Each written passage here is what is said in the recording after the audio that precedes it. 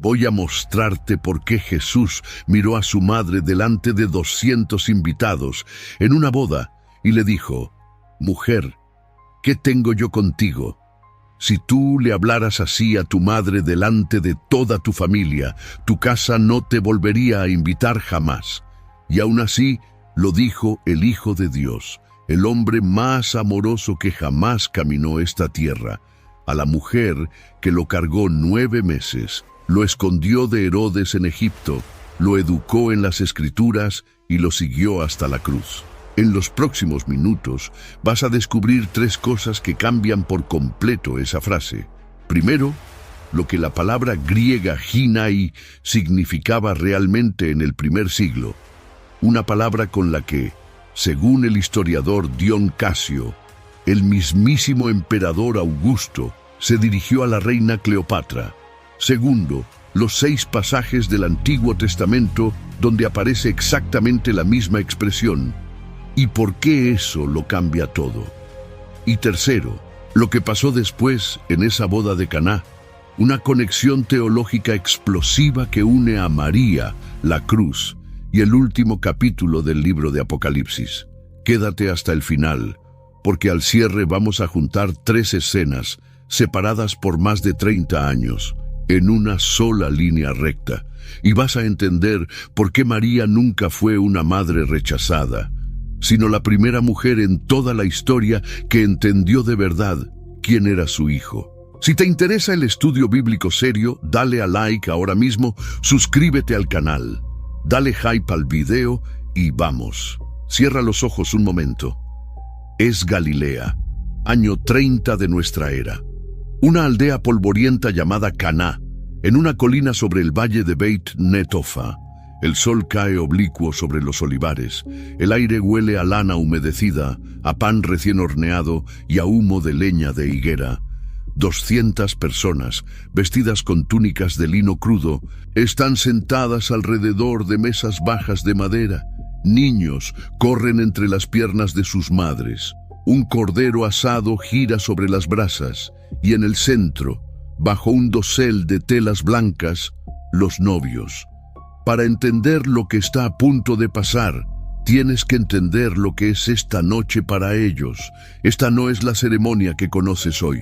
En el primer siglo, una boda judía en Galilea era el clímax de un proceso que había empezado hacía meses, a veces años.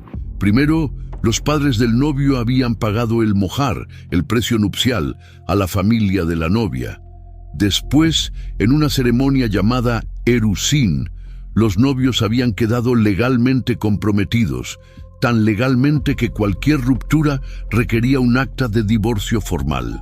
Y ahora, esta noche, finalmente, llegaba el nisuín, la consumación pública del pacto. La novia, vestida con túnica blanca y cubierta con velo, había sido llevada en procesión desde la casa de su padre hasta la casa del novio, acompañada de antorchas, danzas, panderetas y cantos del cantar de los cantares. Es por eso que cada detalle de esta fiesta era sagrado. Cada copa servida llevaba el peso de un pacto que se cumple.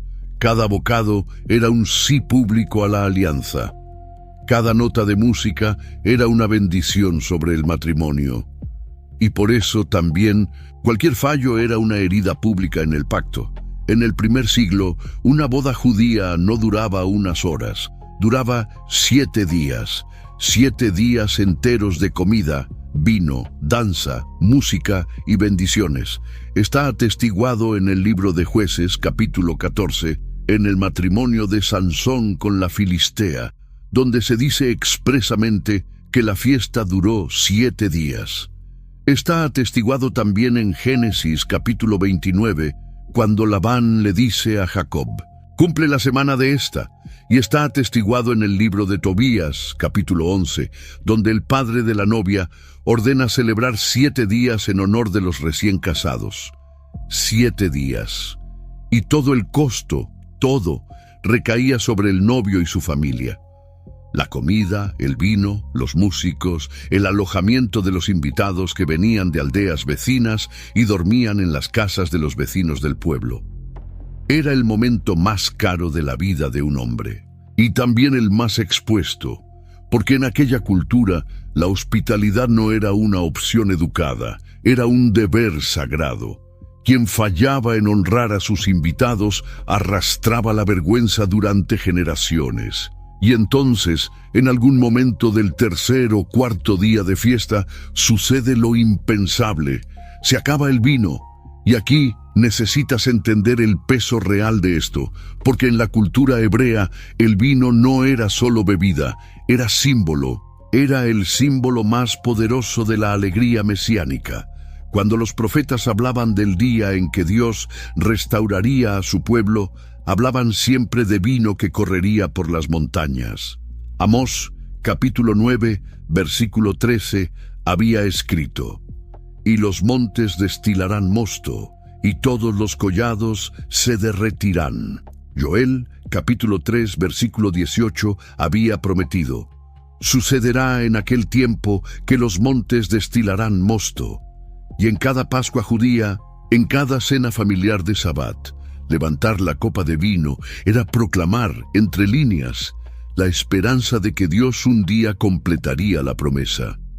Por eso, cuando en una boda se acababa el vino antes de tiempo, no era solo una vergüenza social, era, en lenguaje simbólico, el fracaso de la alegría, era la imagen de un pacto que prometía abundancia y entregaba escasez.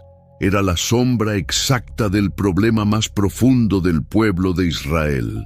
El pacto antiguo, bueno y santo, ya no podía sostener la alegría plena. Le faltaba algo, le faltaba alguien.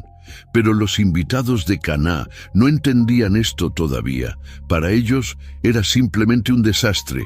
Detente y entiende lo que esto significaba. No era un detalle logístico, era una catástrofe social.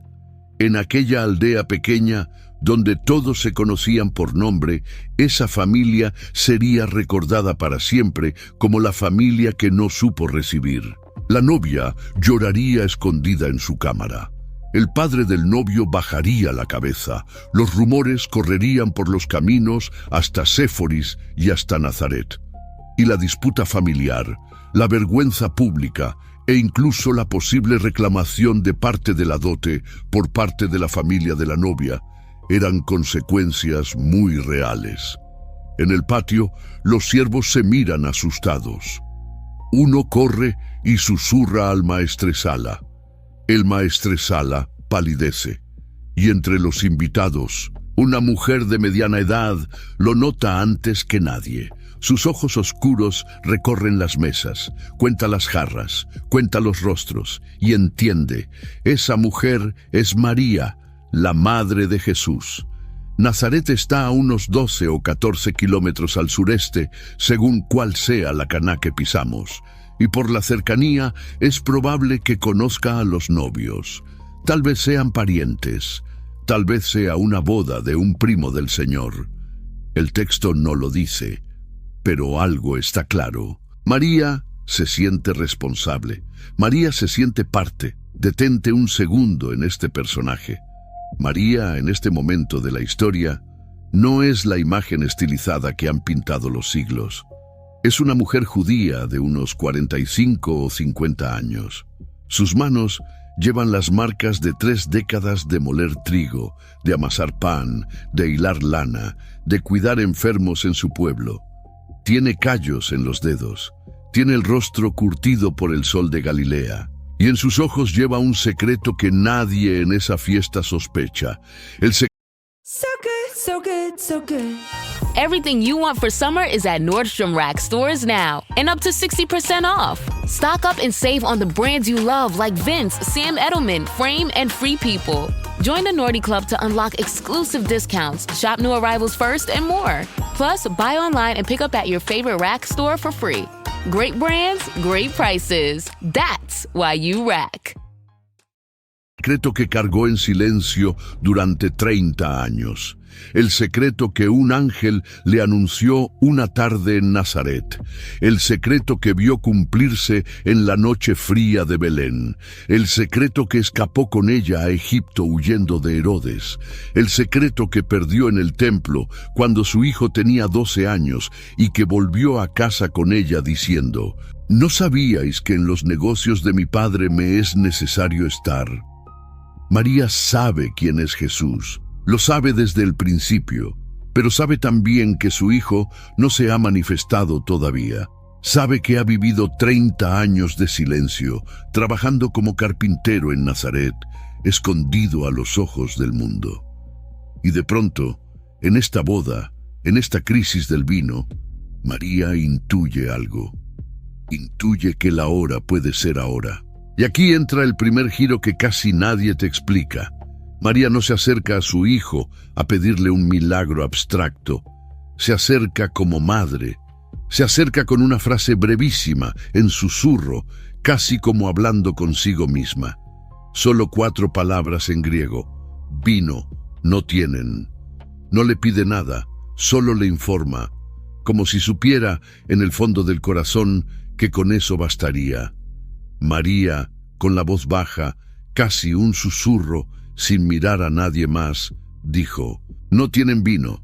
Y Jesús, levantando la mirada hacia ella sin alzar la voz, sin enojo, pero con una solemnidad que pesa como una piedra, respondió: «Mujer, ¿qué tengo yo contigo? Aún no ha llegado mi hora». Léelo otra vez, lentamente. «Mujer, ¿qué tengo yo contigo? Aún no ha llegado mi hora».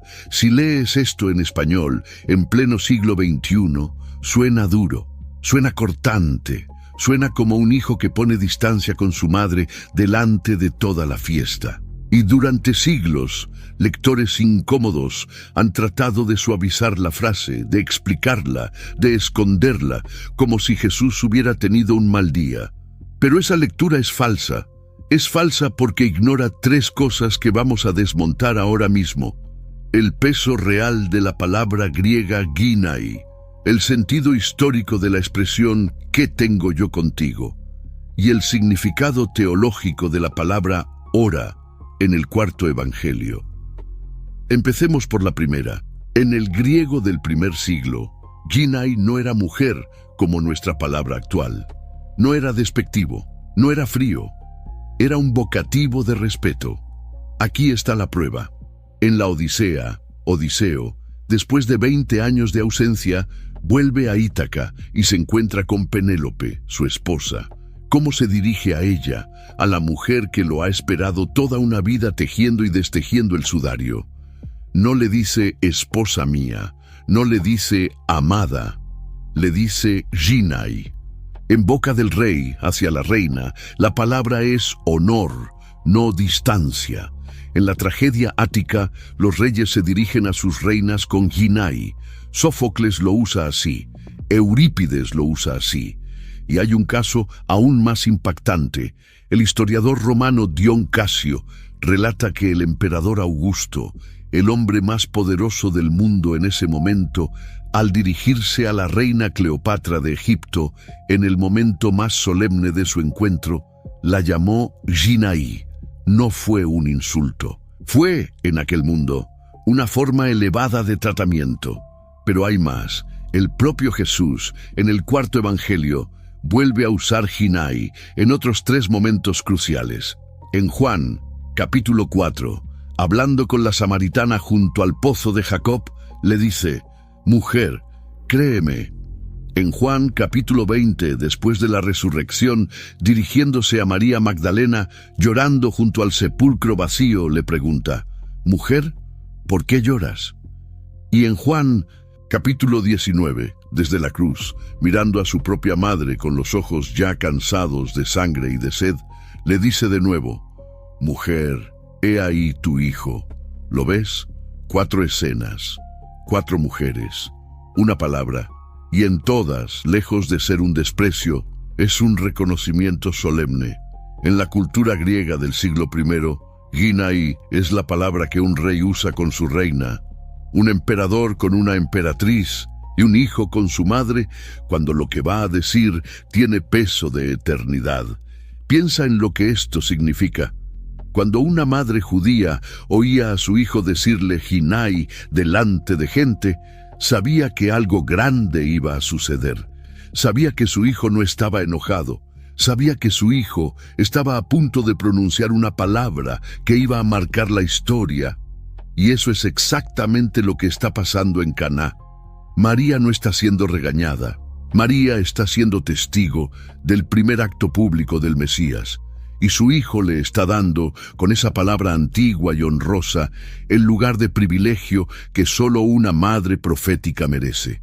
Así que cuando Jesús, en Caná, mira a María y le dice, Jinai, no la está rechazando, la está poniendo de pie, la está colocando en una posición que ella todavía no entiende del todo, porque ese día, en esa boda, María no es solo mamá, María está siendo llamada, por primera vez de manera pública, a un papel mucho más grande.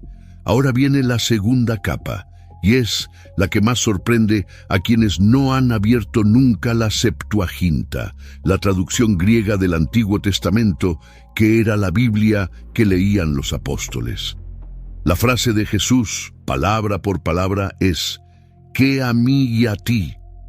Es un modismo, y aparece exactamente igual en 6 pasajes del Antiguo Testamento. Vamos a recorrerlos uno por uno, porque son la llave que abre el sentido pleno de Caná. Primero, en el libro de los Jueces, capítulo 11, versículo 12. Jefté, el juez de Israel, está rodeado por los amonitas que lo atacan. Antes de la batalla, envía mensajeros al rey amonita y le dice con la voz firme, ¿qué tengo yo contigo, que vienes contra mí a pelear en mi tierra? Es una frase de separación de causa, de delimitación de misión. Segundo, en el primer libro de los Reyes, capítulo 17, versículo 18. Elías, el profeta, se hospeda en casa de la viuda de Sarepta. Su hijo enferma y muere, y la mujer, desgarrada por el dolor, agarra al profeta por la túnica y le grita con lágrimas, ¿qué tengo yo contigo, varón de Dios? ¿Has venido a recordarme mis pecados? ¿Qué tienes tú que ver conmigo en este momento de duelo? Otra vez, separación de planos. Tercero, en el segundo libro de los Reyes, capítulo 3, versículo 13. El profeta Eliseo se encuentra con 3 reyes que vienen a buscar oráculo de Dios antes de marchar contra Moab. Y Eliseo, mirando al rey de Israel apóstata, le dice con desprecio, ¿qué tengo yo contigo? Vete a los profetas de tu padre. Distinto plano, distinta misión.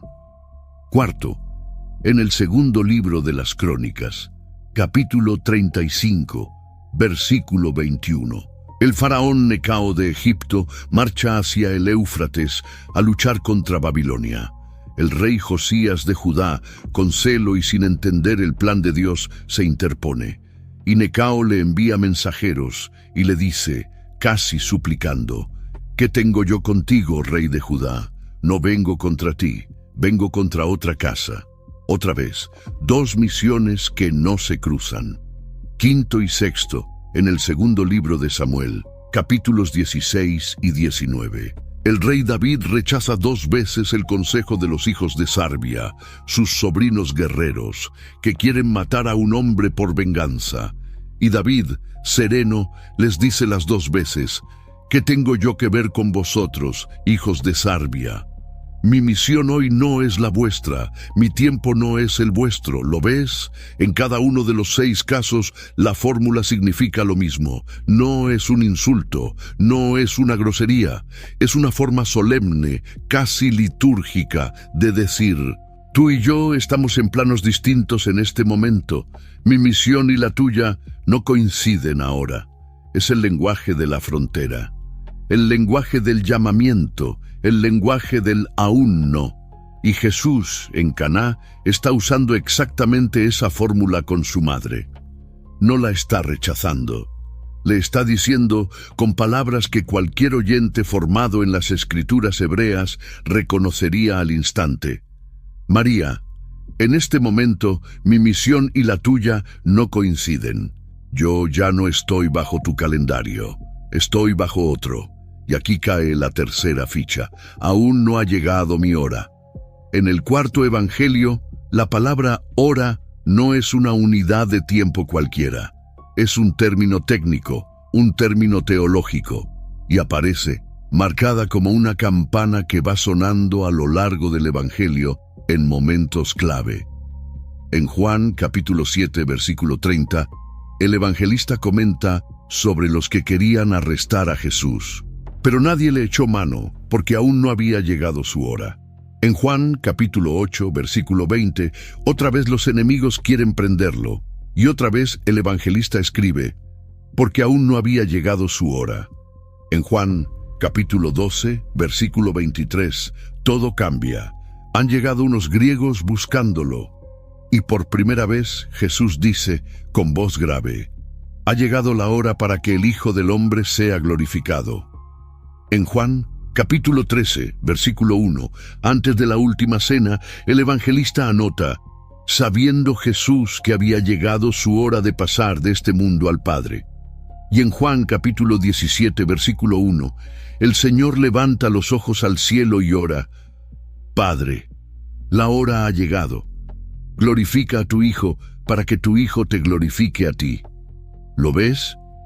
La hora en el cuarto evangelio no es un reloj, es el conjunto de la pasión, la cruz, la muerte, la resurrección y la glorificación de Jesús. Es el clímax absoluto de su misión, y Caná está en el capítulo 2, justo al principio. Cuando Jesús le dice a su madre, aún no ha llegado mi hora, está diciendo, en lenguaje técnico, que solo los lectores atentos del cuarto evangelio pueden seguir. Madre, lo que tú me pides ahora va a desencadenar todo. Va a empezar la cuenta atrás. Esta señal va a abrir un camino del que ya no podré volver. Y al final de ese camino está la cruz. Eso es lo que hay detrás de 4 palabras. No un rechazo, un anuncio. La primera vez en el Evangelio de Juan que Jesús habla de su hora, y María de algún modo lo entiende. Y aquí viene uno de los momentos más impresionantes y más callados de todo el Evangelio. María oye la palabra Ginai, oye la fórmula del Antiguo Testamento, oye, aún no ha llegado mi hora, y no se ofende, no se retira, no discute. Hace una sola cosa, se vuelve hacia los siervos, los mira a los ojos y les dice 5 palabras que son el último registro que tenemos de su voz en todo el Nuevo Testamento. María, sin alzar la voz, con la calma de quien ha aprendido a guardar las cosas en su corazón durante 30 años, ordenó, haced todo lo que Él os diga. Detente aquí, porque esto es enorme. María acaba de oír una frase que en cualquier otra madre judía habría producido una reacción de protesta. ¿Cómo me hablas así? ¿Acaso no soy tu madre? No te parí, no te crié. Y sin embargo, lo que María hace es lo opuesto. Lo suelta, lo entrega, reconoce en silencio que ese ya no es solo su hijo, es el Mesías. Y la única instrucción válida para los siervos y para ella misma y para nosotros es, haced lo que Él diga. Esto, queridos hermanos, es el modelo de la fe madura. Una fe que no manipula a Dios para obtener resultados. Una fe que pone delante a Dios la necesidad sin imponerle el cómo ni el cuándo y que después se aparta y obedece. Y si has llegado hasta aquí, dale a like al video porque lo que viene es el corazón de todo. Lo que pasó después en Caná no fue solo un milagro. Fue una declaración mesiánica que conecta con la cruz, con la cena y con el último capítulo del Apocalipsis. Mira hacia el patio de la casa. Junto al muro, alineadas, hay 6 tinajas de piedra caliza, talladas a mano. No son tinajas de barro, son de piedra. Y eso importa, porque según la halajá del primer siglo, atestiguada en la Mishnah, en el Tratado Kelim, Los recipientes de piedra eran insusceptibles de impureza ritual. La cerámica, si se contaminaba, había que romperla. La piedra, no. La piedra permanecía pura. Por eso, en cualquier casa judía pudiente del primer siglo, había tinajas de piedra para el agua de la purificación. Las excavaciones del arqueólogo Tom McCullough en Khirbet Kana, una colina a unos 12 kilómetros al noroeste de Nazaret, han revelado precisamente este tipo de tinajas talladas en piedra calcárea local, con una capacidad de entre 70 y 120 litros cada una. El relato del Evangelio dice exactamente eso. Tinajas de piedra para los ritos de purificación, con capacidad de entre 2 y 3 metretas, lo cual coincide con las medidas arqueológicas. Esto no es un detalle decorativo, es un detalle que cuadra con la cultura material de la Galilea del primer siglo. Y aquí viene el simbolismo, porque 6 tinajas en la lectura rabínica clásica del número evocan incompletud. El 7 es el número de la plenitud, del reposo, del Shabbat. El 6 es el número del hombre, creado en el día sexto, todavía a la espera del séptimo. El sistema religioso al que esas tinajas pertenecen, el sistema de la purificación ritual exterior, es bueno, pero es incompleto. Le falta el séptimo elemento, le falta la plenitud. Y nota algo más. Esas tinajas estaban vacías cuando Jesús llegó. El texto no dice que estaban vacías por descuido. Estaban vacías porque era la última fase de la fiesta, cuando ya nadie tenía que purificarse para entrar.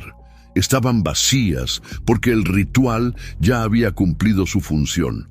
Eran tinajas que ya no servían para nada.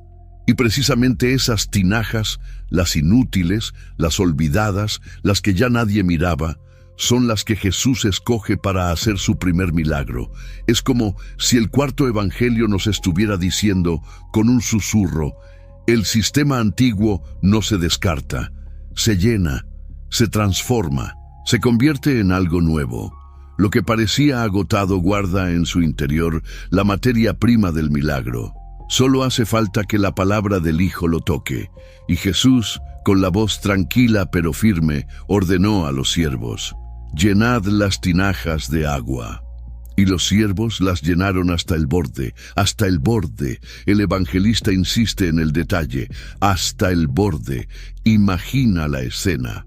Los siervos con los ojos abiertos, sin entender nada, cargando cántaros desde el pozo del pueblo, subiendo y bajando por el patio de la casa, el sudor en la frente, los pies descalzos sobre las piedras, y las tinajas, una a una, llenándose hasta que el agua casi se desborda.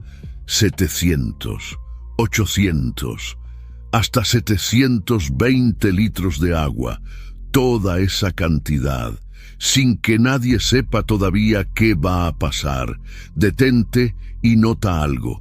Jesús no toca el agua, no bendice las tinajas, no pronuncia una fórmula, no levanta los brazos hacia el cielo, no grita, no actúa como los magos paganos del primer siglo que necesitaban gestos teatrales y palabras secretas para impresionar a su audiencia. Jesús simplemente da una orden y la creación obedece. Esto es lo que el cuarto evangelio quiere que veas. Esto es lo que llama manifestar su gloria. El Hijo del Padre, por quien todas las cosas fueron hechas según Juan capítulo 1, no necesita teatro para transformar la materia, solo necesita hablar, y la palabra otra vez, como en el principio, ordena el caos y trae vida. Después, sin pronunciar fórmulas mágicas, sin levantar las manos, sin un solo gesto teatral, Jesús dijo: «Sacad ahora y llevad al maestresala». Y los siervos, obedientes a la palabra, sacaron. Y lo que llevaron al maestresala ya no era agua, era vino, y no cualquier vino, era el mejor vino de la fiesta. El maestresala, que no sabía nada de lo que había pasado en el patio, probó la copa, levantó las cejas, llamó al novio, y asombrado, casi riendo, exclamó: «Todo hombre sirve primero el buen vino, y cuando ya han bebido mucho, entonces el inferior. Tú has guardado el buen vino hasta ahora, y aquí está enterrada otra capa, porque el maestresala en el primer siglo no era un personaje cualquiera, era el director de la fiesta. Era el responsable de probar cada copa antes de servirla, de regular el ritmo del banquete, de proteger el honor del novio. Era, además, un experto en vinos. Sabía distinguir la añada por el aroma. Sabía leer el color en la luz de las lámparas. Sabía cuándo un vino había sido cortado con agua y cuándo era puro. Y este maestresala probó la copa de Caná y con todos sus años de experiencia declaró que ese vino era superior al que se había servido al principio de la fiesta. ¿Captas la ironía? El maestresala, sin saberlo, está pronunciando una profecía. Está diciendo que el verdadero novio de esa fiesta es Jesús, porque solo el novio era el responsable del vino. Y aquí el novio humano no ha hecho nada. El vino lo ha provisto otro, y ese otro, ese verdadero novio, es Jesús de Nazaret. Esto conecta con dos textos enormes del Antiguo Testamento. Primero con Isaías, capítulo 25, versículo 6, donde el profeta anuncia: «El Señor de los ejércitos hará en este monte a todos los pueblos banquete de manjares suculentos, banquete de vinos refinados». Vinos refinados. Vino de la era mesiánica, el banquete del fin de los tiempos. Eso es exactamente lo que está pasando en Caná. Y segundo, con el cuarto evangelio mismo, porque 2 capítulos más adelante, en Juan capítulo 3, versículo 29, Juan el Bautista, hablando de Jesús, dirá: «El que tiene la novia es el novio. Yo soy solo el amigo del novio». ¿Quién es el novio? Jesús. ¿Quién es la novia? El pueblo de Dios. ¿Y dónde se manifiesta por primera vez ese motivo del novio celestial? En Caná. Sigue ahora la línea conmigo. 3 años después de Caná, una noche de jueves, en el aposento alto de Jerusalén, Jesús levanta una copa de vino sobre una mesa. Sus manos tiemblan apenas, sus ojos profundos recorren a los 12. Y dice, con voz que tiembla por dentro: «Esto es mi sangre del nuevo pacto, que por muchos es derramada para remisión de pecados». Mira ese momento con detenimiento. Es la Pascua judía. La habitación está iluminada por lámparas de aceite que parpadean contra los muros de piedra caliza. La mesa baja, en forma de U, está cubierta de pan sin levadura, hierbas amargas, cordero asado y copas de vino tinto. Es la cena más sagrada del calendario hebreo. La cena que recuerda el Éxodo, la sangre del cordero pintada en los dinteles, el ángel que pasó por encima de las casas de Israel. Y en medio de ese rito antiguo, Jesús hace algo que ningún rabino había hecho antes. Toma una de las 4 copas tradicionales de la Pascua, probablemente la tercera, la copa de la redención, y la transforma en otra cosa. La convierte en la copa del nuevo pacto, la convierte en su sangre. ¿De qué hablaba Caná? De vino. ¿De qué habla la última cena? De vino. ¿Y qué significa el vino? La sangre del cordero, derramada para inaugurar la nueva alianza. Y horas después, ese mismo Jesús, con las manos clavadas en una viga romana, mira hacia abajo. La sangre le cae por las cejas. Sus pulmones luchan por aire. Y entre los pies de la cruz, ve a una sola mujer entre todas las mujeres. Es ella. Es María. La misma María de Caná, ya con el cabello más blanco, los ojos rojos, las manos cruzadas sobre el pecho. Y Jesús, con el último aliento que le queda antes del consumado es, pronuncia exactamente la misma palabra de Caná. La mira y le dice: «Mujer, he ahí tu hijo».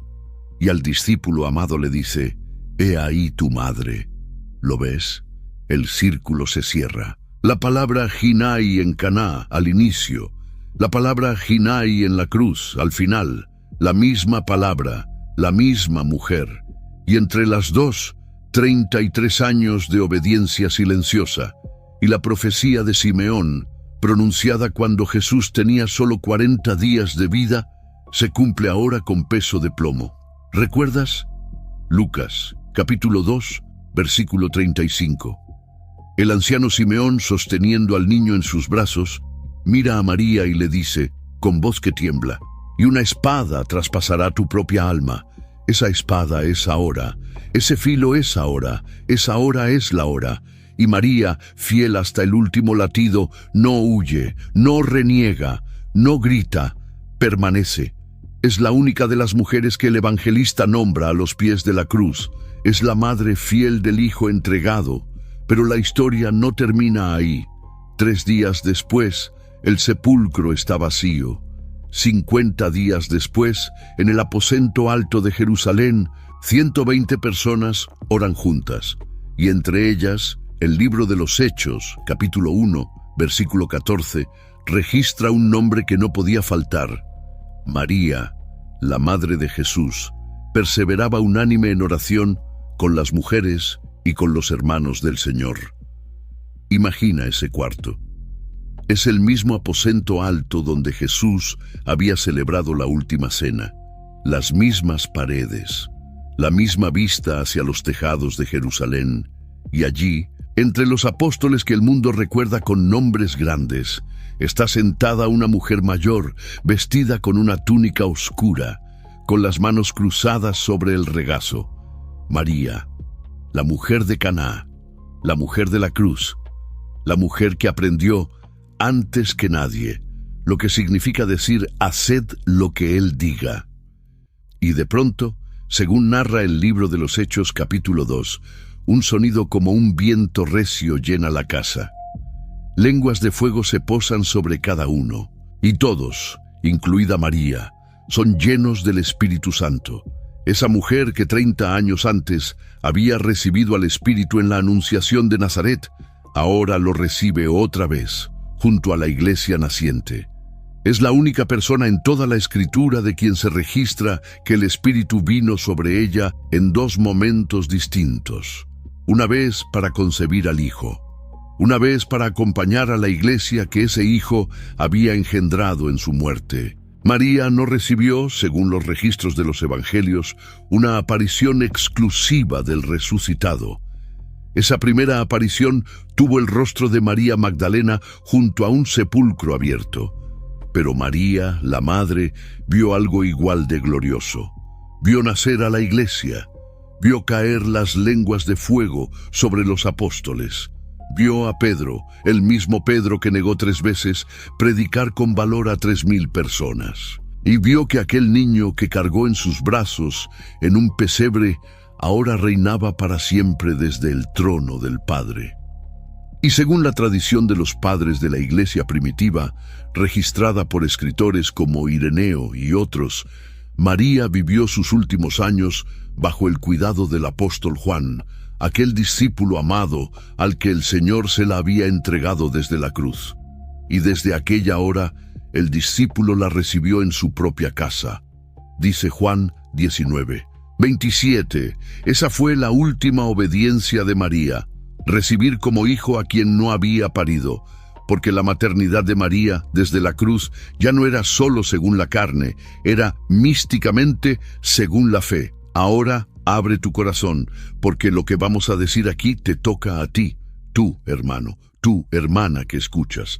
Tú también has tenido tu Caná, has tenido tu noche en la que llegaste a Dios con una necesidad concreta, una boda en tu vida en la que se acabó el vino. Tal vez fue una enfermedad que no se iba, tal vez fue un trabajo que no llegaba, tal vez fue un hijo que se alejó, tal vez fue un matrimonio que se rompía, tal vez fue un sueño que se moría delante de tus ojos. Conozco esa noche, conozco esa silla en la que te sentaste con la Biblia abierta y los ojos secos de tanto llorar. Conozco esa pregunta repetida hasta el cansancio. ¿Por qué, Señor? ¿Hasta cuándo? Conozco esos pasillos del hospital, esas llamadas que no respondieron, esas oraciones que se quedaron sin voz al pronunciarlas. Conozco lo que es ver la jarra del vino vaciarse delante de los ojos y no poder hacer nada. Y le pediste a Dios, y le dijiste como María, Señor, no tengo. Y Dios, en lugar de responderte con un milagro instantáneo, te respondió con un silencio. O peor, con una frase parecida a la de Caná. Hijo, hija, aún no ha llegado mi hora. Y tú en ese momento sentiste que Dios te estaba apartando. Sentiste que Dios estaba ocupado con asuntos más importantes. Sentiste que estabas solo o sola en el patio de la fiesta, contando las jarras vacías. Tal vez ahora mismo, mientras escuchas estas palabras, hay un nombre que se te viene a la mente. Un nombre de alguien por quien llevas años orando sin ver respuesta. Un padre que no se sana, un hijo que no vuelve a casa, un esposo que sigue lejos, una deuda que sigue creciendo. Tal vez es tu propio nombre, tu propio cuerpo, tu propia historia. Y has llegado al punto en el que ya casi no quieres seguir pidiendo, porque cada oración no contestada te duele más que la anterior. Pero escúchame, lo que pasó en Caná pasa también en tu vida. Cuando Dios te dice, aún no es la hora, no te está rechazando. Te está alineando. Está ajustando tu calendario al suyo. Está esperando a que tú, como los siervos, llenes las tinajas hasta el borde de obediencia, hasta el borde de fe, hasta el borde de paciencia. Y aquí está la clave que muchos pasan por alto. Los siervos de Caná no transformaron el agua en vino, solo cargaron agua. Lo que ellos pusieron fue lo único que podían poner: trabajo, obediencia, agua común. Lo que Jesús puso fue lo único que solo Él podía poner: la transformación. Y por eso, cuando tú llenes tu tinaja con lo que tienes, aunque te parezca poco, aunque te parezca solo agua sin valor, Dios sabe convertir lo poco en mucho. Sabe convertir lo común en milagro. Sabe convertir el agua de tu obediencia silenciosa en el vino de su gloria visible. Y nota un detalle más en el texto. Los siervos no supieron lo que estaba pasando hasta después. El maestresala no probó el agua, probó el vino, pero los siervos sí sabían de dónde venía aquello. Ellos habían cargado los cántaros, ellos habían visto las tinajas vacías llenarse de agua común, y ellos vieron después cómo esa misma agua salía como vino. Solo los que cargan el agua saben de qué milagro están participando. Solo los que obedecen sin entender ven después la mano de Dios moverse sobre la materia. Si tú no estás dispuesto a cargar el agua, nunca verás el vino. Si tú no estás dispuesto a obedecer en lo pequeño, nunca conocerás el milagro de lo grande. Porque cuando llegue su hora, su sí va a ser tan grande, tan abundante, tan superior, que el maestresala de tu vida va a probar la copa y va a decir asombrado: has guardado el buen vino hasta ahora. Y ese vino, hermano, es siempre mejor que el que tú habrías escogido a tus 3 días. Siempre. Une ahora las 3 escenas conmigo: Caná, la cruz, el Apocalipsis. En Caná, año 30, hay una boda humana. Falta vino. Jesús, el verdadero novio escondido, lo provee y manifiesta, dice el evangelista, su gloria. En la cruz, año 33, hay una boda cósmica. El novio entrega su sangre. La copa que en Caná era de vino dulce, ahora es la copa amarga de la pasión. Y en lugar del agua de purificación ritual, brota agua y sangre del costado del novio crucificado. El sistema de las 6 tinajas se cumple. Llega el 7º día, llega la plenitud. Y en Apocalipsis, capítulo 19, versículos 6 al 9, el apóstol Juan, ya anciano en la isla de Patmos, oye una multitud como ruido de muchas aguas y un coro inmenso que clama: ¡Aleluya! Porque el Señor nuestro Dios Todopoderoso reina.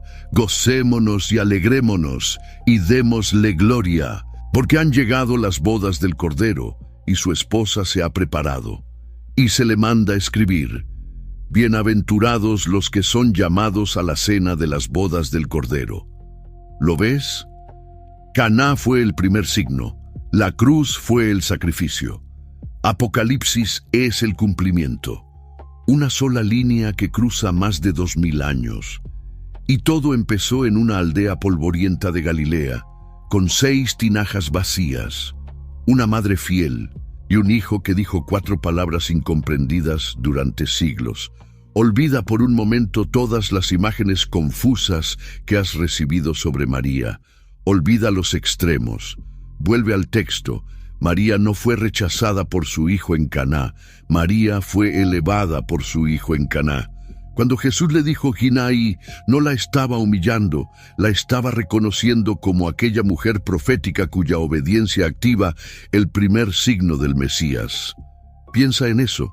Sin la fe de María no habría primer milagro. Sin la confianza silenciosa de María, las tinajas habrían quedado vacías. Sin las 5 palabras de María a los siervos no habrían obedecido a Jesús. Y entonces Juan, en el versículo 11, dice algo que no podemos pasar por alto.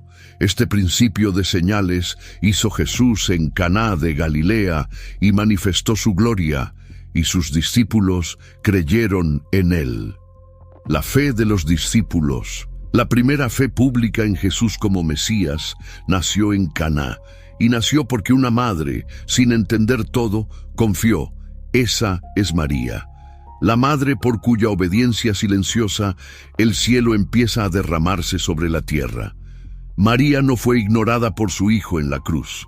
María fue entregada como madre al discípulo amado, como figura de la iglesia que recibe a la madre fiel de su Señor.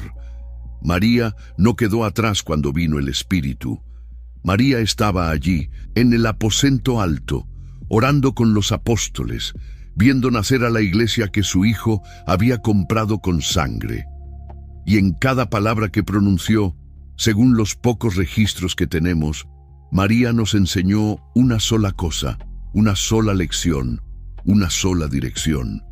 Su última frase registrada en el Nuevo Testamento en Caná sigue siendo la palabra que ella nos repite hoy desde la nube de testigos: haced todo lo que Él os diga. Detente en esa frase. Es testamentaria. Es lo último que la Biblia conserva de la voz de María. Y no es una doctrina compleja, no es un tratado teológico, no es una receta espiritual con 12 pasos.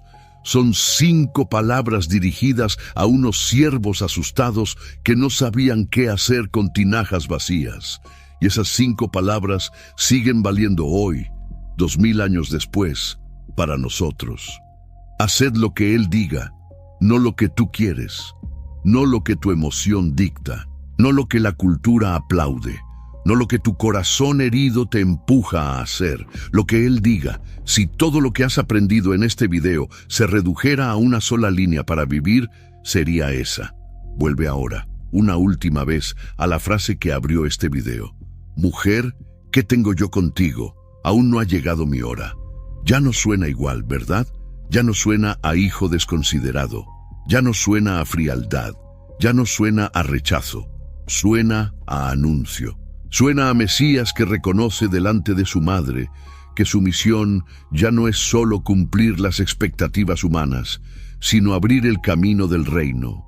Suena al primer toque de campana de un reloj que va a sonar 3 años más tarde en el Gólgota con la voz que dirá: consumado es. Y tú que has llegado hasta aquí ya no puedes leer Juan 2:4 igual que antes. Ya no. Si este estudio te marcó, si te abrió el texto, si te hizo ver lo que llevabas años leyendo sin ver, hazme un favor sencillo. Dale a like 2 veces. Una por María, la madre fiel. Otra por el hijo, el verdadero esposo. Suscríbete al canal si todavía no lo has hecho. Dale hype al video, activa la campana y déjame en los comentarios una sola palabra. La palabra que define tu propia hora en este momento, tu propia espera, tu propio aún no. Porque la próxima vez que sientas que Dios te dice, aún no, quiero que recuerdes Caná. Quiero que recuerdes las tinajas llenas hasta el borde. Quiero que recuerdes el rostro de una madre que aprendió a soltar a su hijo y que ahora intercede como pocos modelos en toda la Escritura. Quiero que recuerdes que el Dios al que sirves no es un Dios que olvida tu necesidad. Es un Dios que conoce el momento exacto en que tu copa, ahora vacía, debe ser llenada con el mejor vino, no con el primero, con el mejor, no con el más rápido, con el más profundo, no con el que tú esperabas, con el que va a hacer que el maestresala de tu vida se quede sin palabras. Y quiero que recuerdes que, al final de tu propia historia, cuando tú también llegues a tu propia hora, alguien va a probar la copa de tu vida y va a decir, asombrado, lo mismo que dijo el maestresala de Caná hace 2000 años. ¿Has guardado el buen vino hasta ahora? Struggling with weight loss? Prolon's 5-day fasting mimicking diet is a clinically developed nutrition program designed to promote fat loss while protecting lean body mass. Developed at USC's Longevity Institute, it assists the body in entering a fasting-like state that helps reset metabolism and target visceral fat. In just 5 days, Prolon offers a science-backed approach to weight loss without extreme restriction or guesswork. Get 15% off plus a $40 bonus gift when you subscribe at prolonlife.com/now.